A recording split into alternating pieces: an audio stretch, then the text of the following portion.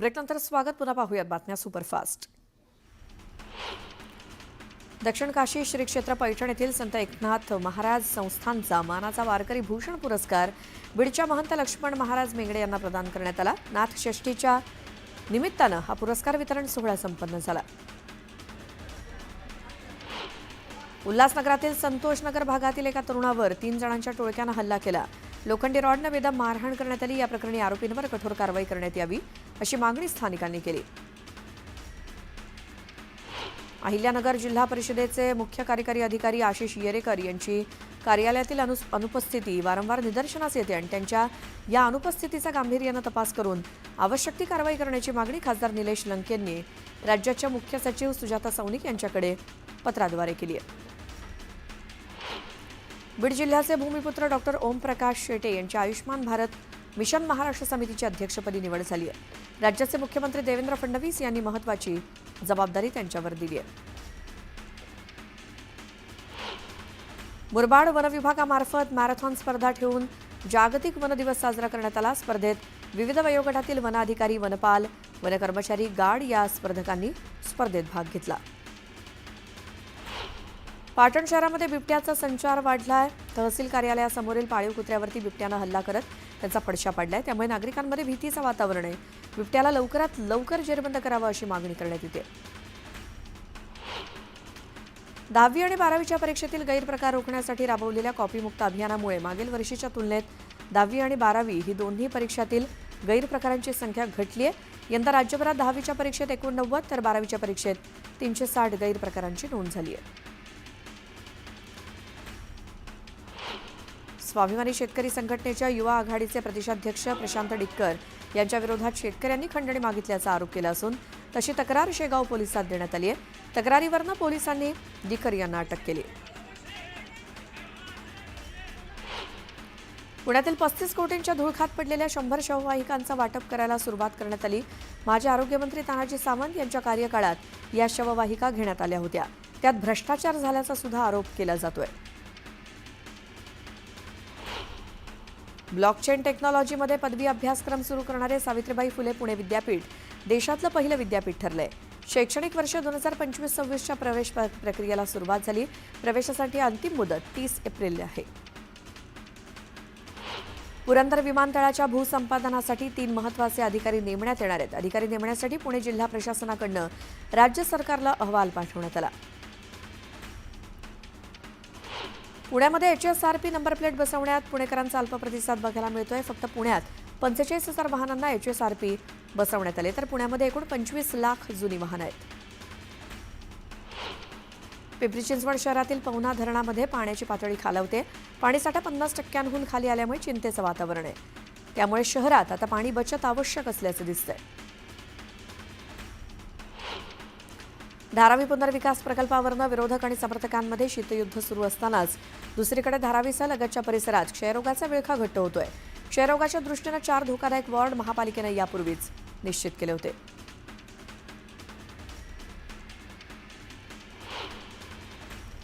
या सुपरफास्ट बातम्यांचं या बुलेटिनमध्ये मी इथेच थांबते. लगेचच पुढच्या बुलेटिनमध्ये ताज्या बातम्यांसह तुम्ही भेटणार आहात माझ्या सहकारी सुवर्ण यांना. श्वेता, थँक्यू. पुढच्या बुलेटिनला सुरुवात करूया. सुरुवातीला आपण सविस्तर बातम्या बघणार आहोत. दुपारच्या बातम्यांमध्ये सुरुवात हेडलाईन्सनी. हेडलाईन्स प्रायोजक राजयोग पेंट्स. आनंद तुमचा, रंग आमचा.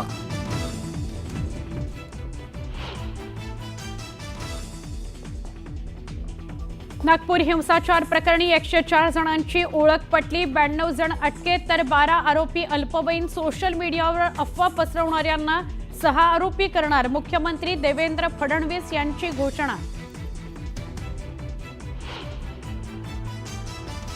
नागपूरमधील हिंसाचाराची नुकसान भरपाई दंगेखोरांकडून वसूल करणार. दंगेखोरांनी भरपाई न दिल्यास त्यांची मालमत्ता विकणार. मुख्यमंत्री देवेंद्र फडणवीसांचं आश्वासन.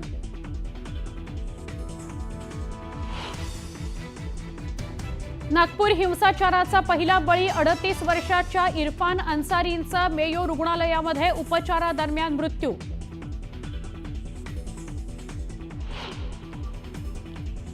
प्रशांत कोरटकर विरोधात लुकआउट नोटीस जारी. कोल्हापूर पोलिसांकडून नागपूर, चंद्रपूर, मुंबईत शोध सुरू.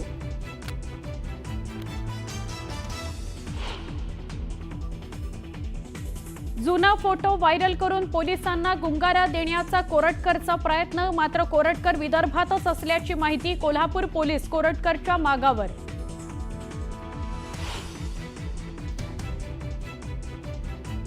शिवरायांचा अवमान करणारा सुटता कामा नये. चिल्लर माणूस परदेशात पळाला असेल तर हे गृह खात्याचं अपयश. इतिहास अभ्यासक इंद्रजित सावंतांची टीका.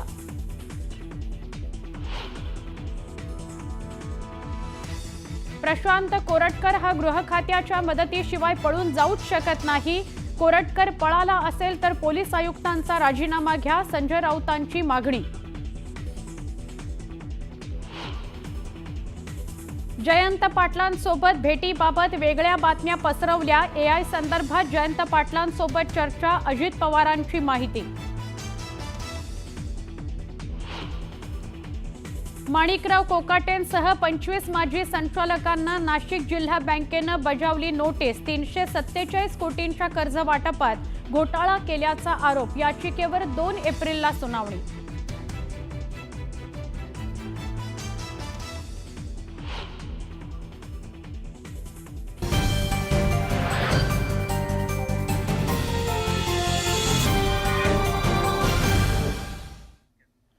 सविस्तर बातमी आपण या दुपारच्या बुलेटिनमध्ये बघणार आहोत. नागपुरातील हिंसाचाराच्या घटनेनंतर मुख्यमंत्री देवेंद्र फडणवीस नागपुरामध्ये गेलेले होते. वरिष्ठ पोलीस अधिकाऱ्यांसोबत आज त्यांनी बैठक घेतली. शहरातल्या परिस्थितीचा आढावा सुद्धा घेतला. हिंसाचार माजवणाऱ्यांवर कठोरात कठोर कारवाई होणार असं आश्वासन फडणवीसांनी दिलं आहे. नागपूर हिंसाचार प्रकरणी 104 लोकांची ओळख पटलेली आहे. आतापर्यंत 92 जणांना अटक झालेली आहे. हिंसा घडवणाऱ्या पोस्ट करणाऱ्यांना 6 आरोपी करण्यात येणार आहे असंही त्यांनी सांगितलं.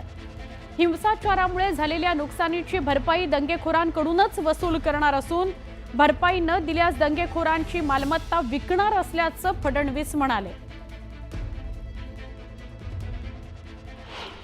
अशा सगळ्या चित्रीकरणामध्ये जे दंगेखोर दिसतात त्यांच्यावर अटक करण्याची कारवाई पोलिसांनी सुरू केली आहे.